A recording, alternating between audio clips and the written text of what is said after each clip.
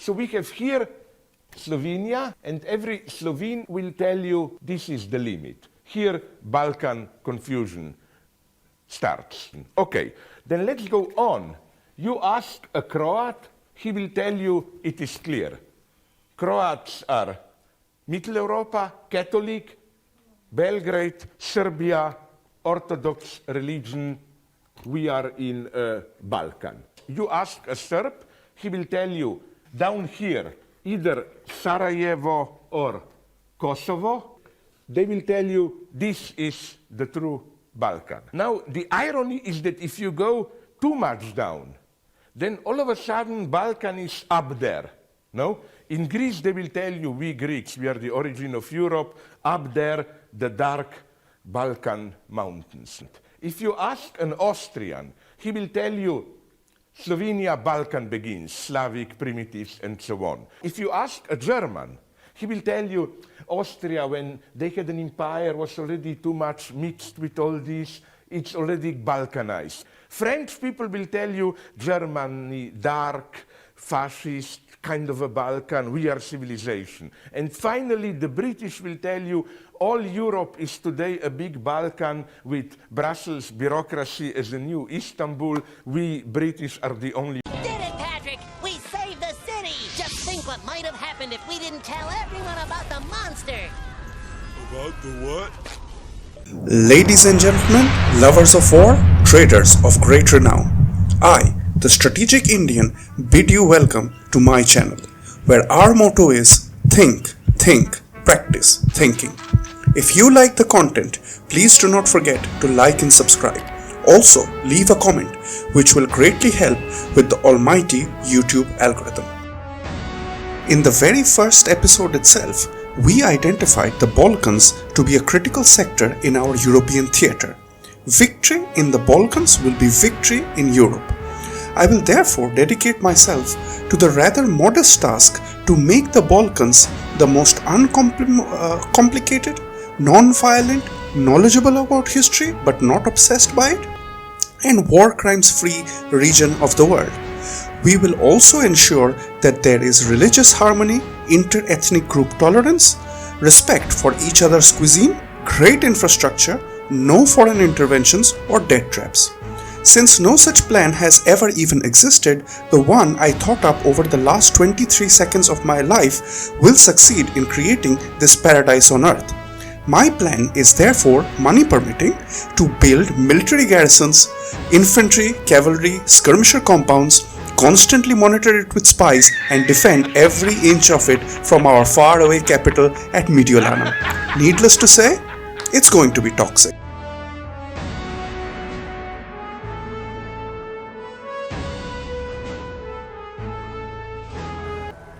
We begin today's episode from where we left off last time, whereby we besieged the last city of the Morians. We shall have to come back to this because the main focus of this episode will be to ensure the security of the Balkans.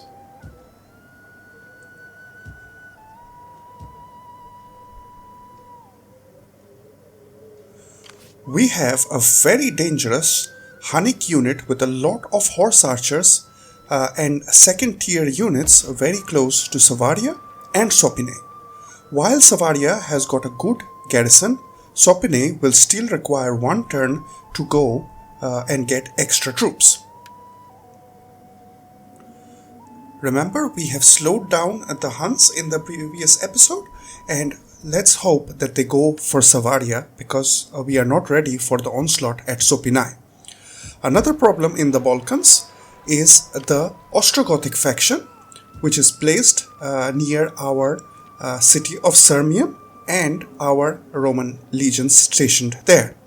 This army is extremely dangerous because of the number of Gothic war bands, which are a very, very capable unit of the Ostrogoths. If you play as the Ostrogoths, you do not want to level up from Gothic warband. Whatever Gothic warband is, that is the best unit that you have in the entire roster. So we level up our troops because this will be a very tough fight. Okay, may the Emperor be with us. We don't have any mercenaries here, nor can we go to the next region to purchase any mercenaries, because then we won't have enough movement points. There you can see we are going to build all the barracks and guard houses in the Balkans. We are also going to appoint a military governor, because this will be a complete garrison state. So we have Vindonius Magnus. Great. He gives a bonus to building military buildings, so let's take him.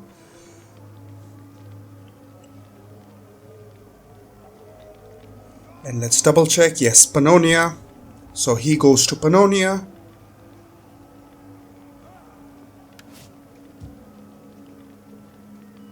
This increases our garrison by 1 unit of Palatina Guard, and trust me, we are going to need this.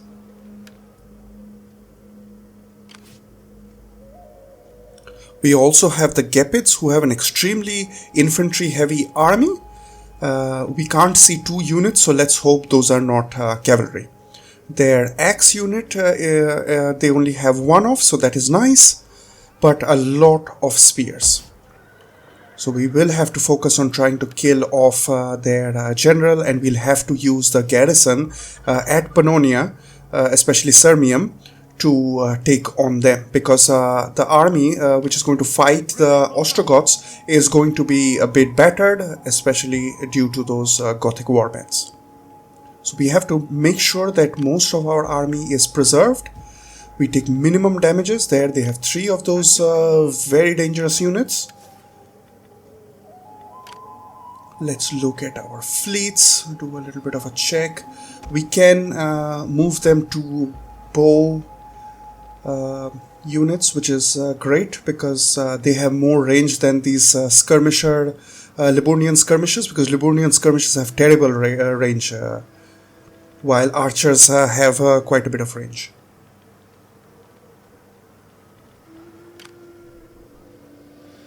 We have a fleet at Mediolanum.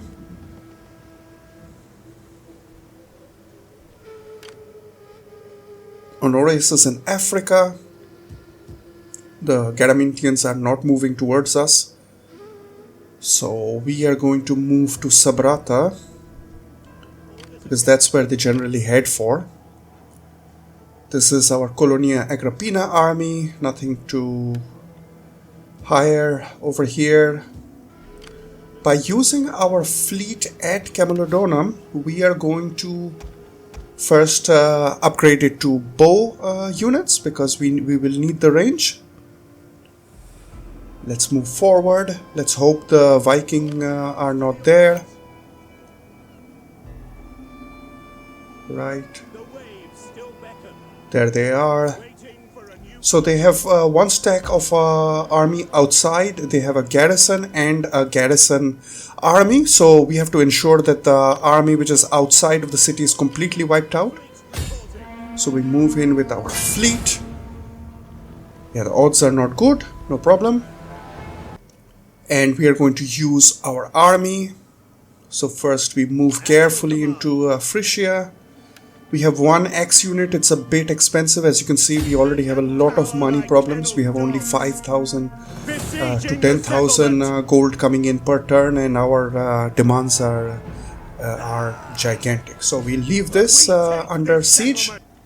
Meanwhile, the army Legio 7th Gemina will go and guard Colonia Agrippina against the Saxons and the Lombards, who are surely coming. So 1, maybe 2 units are enough, because this is a very nice garrison.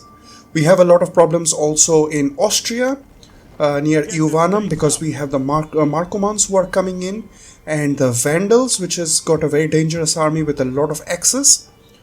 They can reach both Iuvanum and also Virunum in the back, so it doesn't help to guard against one. The AI will choose and go through the gap and reach to Iuvanum, and if they do that, then we are basically done, because then they'll reach into the soft spots. Okay, in Sopinai we are going to hire a general, our last and final patrician for this turn. We're going to reduce the amount of troops we are hiding in Savaria and give them to the new patrician. We'll keep it balanced with 1 legio and 1. Now it's time to finally go for the Ostrogoths. Alright, flat ground. Nowhere to hide for both us and them. We're going to put 1 scout equities in the front because they have cavalry superiority and a lot of missile superiority. So we have to whittle down those things. So it won't help to try to get into Testudo to soak up their arrows because they have a lot of cavalry and that will be harassing our skirmisher in group 2. So we move forward our weak cavalry. This is just bait. I don't expect this unit to survive. But let's try to do as much damage as possible. So we are moving him closer and closer, making sure that the skirmisher units begin to run away. So as soon as we see that one of them is trying to fire, we move our horses near that position while we try to move out of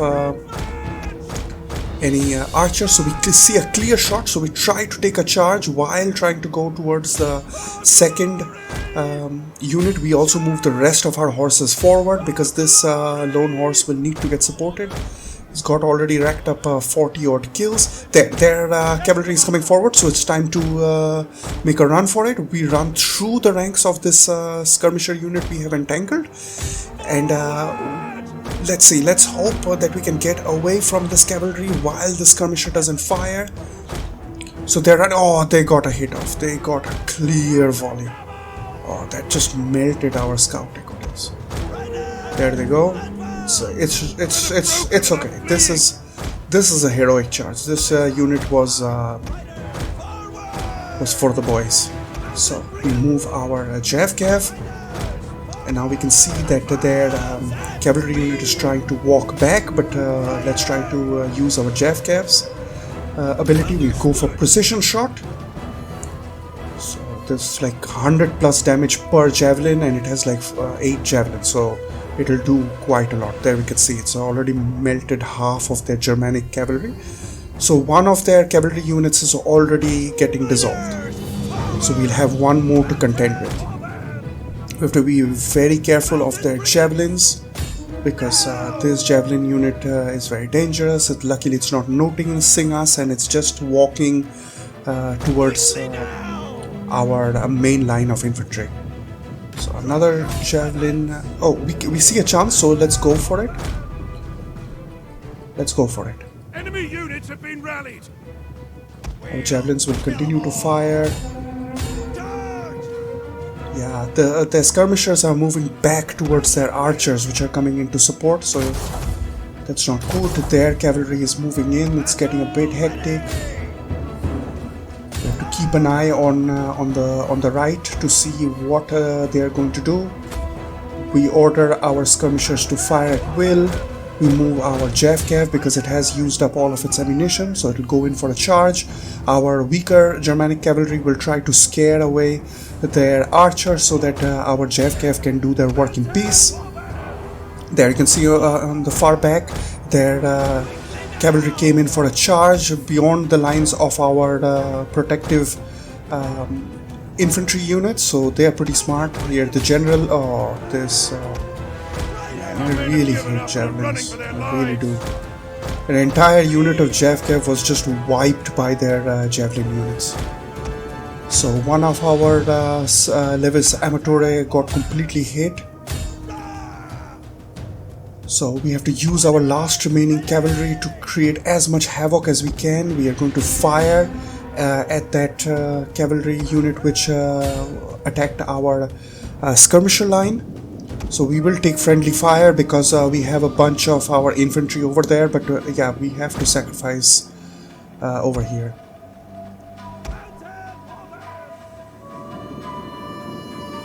There, one of their cavalry is coming into our infantry line. That's really stupid of them, so they are going to get hammered for that.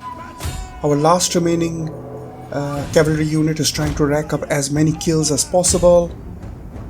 Yes, so at this point I have very little cavalry left, and they have very weak cavalry true, so we are more or less equals in that respect.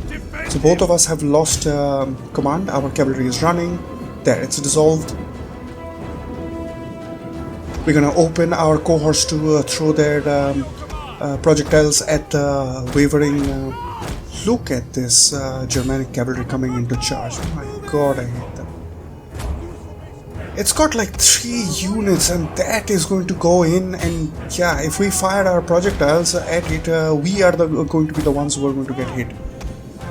And okay, finally. So both of us don't have any cavalry now. So both of us are essentially, it's going to be man on man now. So we're going to reposition our projectiles to the left, and we are going to start to pepper them. Let's try to form a cocoon. We're going to move our pikes forward, just behind the spear line, as you can see over there.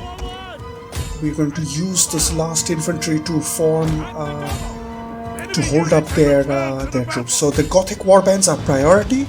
These are units which have got years and years of experience with the sword, and here are our projectile boys. Let's go, come on, let's fire, Bill. Everybody throw their projectiles at the Gothic warbands. These units don't have any armor, they basically wear cotton t-shirts to the battlefield. So any shots which are coming in, especially in the back, is going to be devastating. So the Gothic warbands, years of experience versus our projectile boys. There we go. So the AI decides to go for our infantry line. We move one of our competency spears forward as a bait, and he will just go into Testudo to soak up their fire. Our projectiles are just continuing to hammer. There you can see we're dissolving their Gothic warbands. They have already begun to waver. One of their Gothic warbands has caught up with our right flank, and it's doing a lot of damage. We're going to reposition our pikes.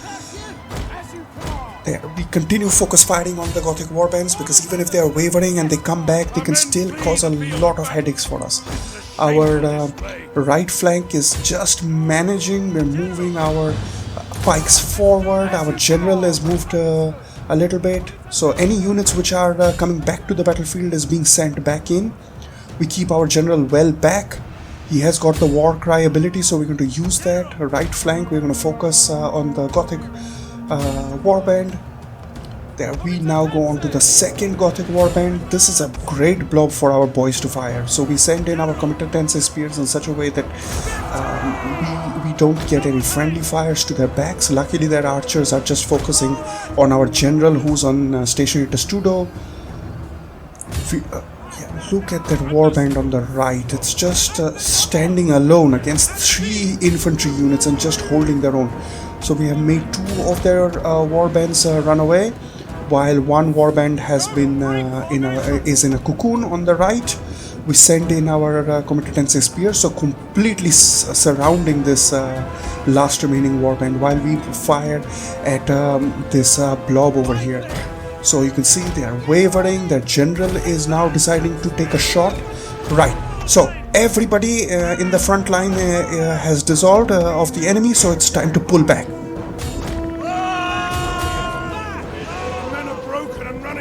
Pull back, pull back, pull back, because there is no point. We'll just create fire. We have to reposition our line so that we can have the best troops forward, while our sword units are to the flank to take attacks, to launch attacks from there. One of our competency spears was in Testudo. It removed. The rest are being repositioned desperately. Our archers continue their murderous fire. There, most of their infantry has run. The only thing left is their general. So our cohorts will have to deal with that. Right. Everybody needs to go in. Everybody. So we are going to send in units which are without any projectiles. They're going to chase away their arrows which are firing at us continuously. We are going to use all of these skirmishers and slingers that we have, which are without any ammunition. They are going to simply chase down the enemy. We don't have any cavalry to do mop up. Our general is moving in to be a spectator to this fight because we don't want to lose him at this critical stage. So hurlers go, levis armaturae go. Our last unit of archers are going to fire their last remaining arrows at the general. We keep our general very nearby. We don't use him until the last moment. There, our archers have ran out of ammo, so we're going to send him to chase so that their projectiles do not stand and fight. Any units which are retreating are being sent back piecemeal. We are going to now go for the general. Everybody is go. Their archers are just trying to maintain distance. We're going to move our levis armaturae to flank. Their general is in a hopeless position right now. And we're going to send in our general. Their general is running. There. We did the mop up. We couldn't do a very nice mop up because we didn't have any cavalry. We got their general. So the only units left are 2 full units of archers and a pathetic unit of skirmishers. We could not destroy their army because we did not have numbers on our side, especially cavalry numbers. So they cross one of the tributaries of the Danube. This is worrisome because just to cross this little tributary is going to take all of our movement points. We're going to give our points to cunning and authority. Let's go. We can't let this unit recover. We'll go for an auto resolve. That's going to be enough at this stage. We're going to go in aggressive. Everybody just rushes the AI, and that's it. 1 stack out of 2 of the Ostrogoths are now done. Their war making capacity has been brought down to 50%. Got him! Got him!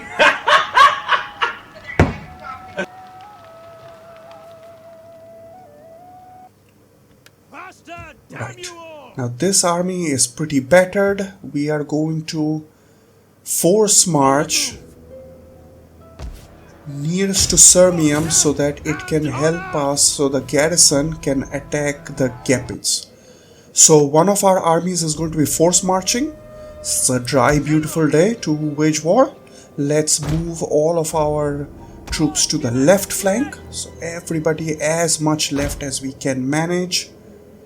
There we go. Because our troops are going to be coming in from the left. So as soon as the battle begins, we're going to reposition everybody to the left. So this is the arrangement we're going to go for. A straight line of infantry protected on the flanks by cohorts. Our weak units of cavalry are going to bring in their stronger and full units of cavalry. So we can see we're going to try to do a bait and switch. So we're going to show them very weak troops while our 2 full units of Germanic cav and scout equities are going to hopefully take them out. Our army is pretty tired because they are force marching. So they see a clear opportunity because none of our lines have actually reached. So we still put our cavalry in such a place that they go to where our our infantry has simply formed just a little bit, and they're coming in for the charge, and they don't do the charge. So they see, okay, 1 unit charges into our infantry. Yeah, that unit is not going to win. So we have 2 units against 1 over here, so I'm going to send in our boys. Yes, so we have got 2 units of cavalry going against 1 of the Germanic cavalry, and their Germanic cavalry will get bonuses against us, and our weakened cavalry we're going to send to the back so that their archers are unable to fire at us. We move forward our projectile line. There you can see their cavalry unit did not do well against our infantry line, so we reformed our pike line and infantry line. Our skirmishers are moving around just to cause chaos and distraction at their skirmisher line. So you can see the skirmisher line has been pushed back. We're going to move all of our cavalry back. Our skirmisher lines are going to create some space so that their infantry does not go after it. They have infantry superiority and they're going to use it against us. So our two strong cavalry units are immediately sent into action along with our weak unit of cavalry, because yeah, the enemy was gunning for it. So whenever they are doing that, it's better to charge. So our projectiles will start firing now. We're going to put our units into stationary testudo so that they're protected against their very strong skirmisher line. It's lucky that their infantry line is not attacking our projectiles, so we are going to just pepper them in their backs. We're going to have a field day. Let's move all of our cavalry. One of their cavalry is running. So they have lost completely all of their cavalry at this point. So we have got mobility again. Their axe units are breaking through at the center of our infantry line. Great. So we have to send in the general to help. We have to send in... Yeah, let's send in the general at the behind the back of the axe along with the anything which rallies. So we have to ensure that our right flank with its projectiles continue to hammer the enemy. General, defend him. So our cohorts are holding them in place while our boys are moving in to fire at the back of these Germanic levy. We are going to try to do a hammer and anvil charge with our last remaining cavalry units, while our weaker cavalry units just tries to ensure that their archers continue to fire. So both our generals have been sent into the danger zone. We are going to move our projectile units forward, and we're going to try to hammer this gigantic blob of infantry which has formed in our center line. So let's try to go for a hammer and anvil. If the cavalry succeeds, then the army succeeds. Here comes our cavalry. And there is the cavalry. Let's see, come on. This I don't expect to succeed as much, because these are the troops. They are first of all, they don't have numbers on their side, and also they have got a lot of penalties because they are force marching. So they are going to go up against a full unit of 160 out of 160 Germanic nobles, so that won't be very easy. So this is just to whittle down their general as much as we can. Our skirmishers are doing a fantastic job from the left flank. We are going to reposition our pikes. Our general is in a bit of danger, but luckily their axe unit is running. Our weakened cavalry forced their archer line to run backwards, which was really fortunate. We're going to move our weakened general back because we don't want to lose him at this stage. It says that our cavalry is winning against the general, but yeah, we don't have numbers. We don't have numbers on our side in terms of cavalry. So we're going to move forward again with our archers. We're going to move our generals back. On the right flank, we moved our center right to go and chase. So the cohorts are going to chase our combatants spears are going to go and chase, so that their archers don't fire in peace. We're going to reposition our projectiles so that they can take pot shots. So our combatants is going to help our scout equites. There, it doesn't look good for them. They have just very few numbers. Our general is sent in again against their infantry, so it's a bit cavalier. Let's hope it pays off. Right, our cavalry is no longer doing a great job. There is only one cavalry against one general unit.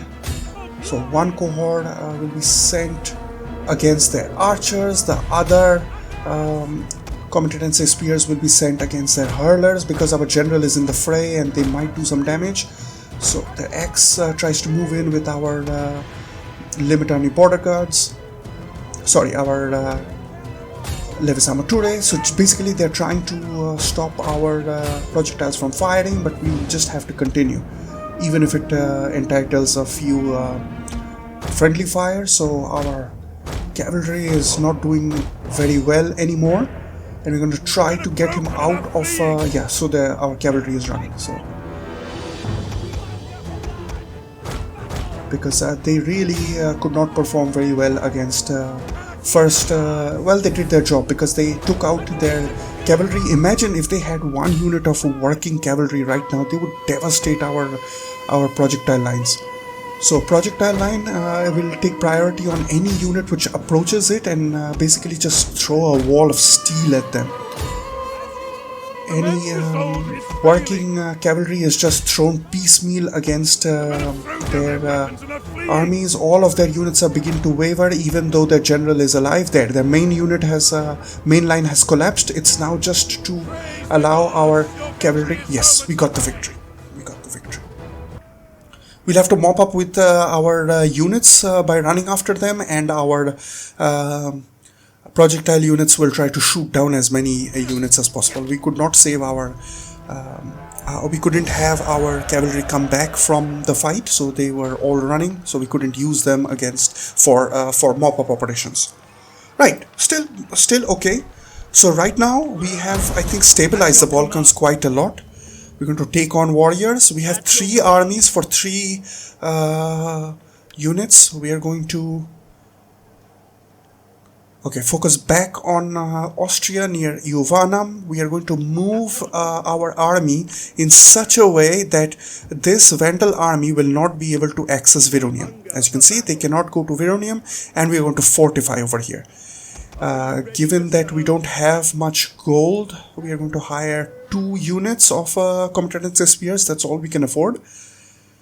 We are going to leave here for this episode with attack on the Franks, which is going to be it for this episode. We have created a miracle in the Balkans. This tremendously bad position in the Balkans has been solved. We have 3 armies over there. Our buildings and barracks and guardhouses are going to be completed by the next turn. This has been the Strategic Indian, signing out.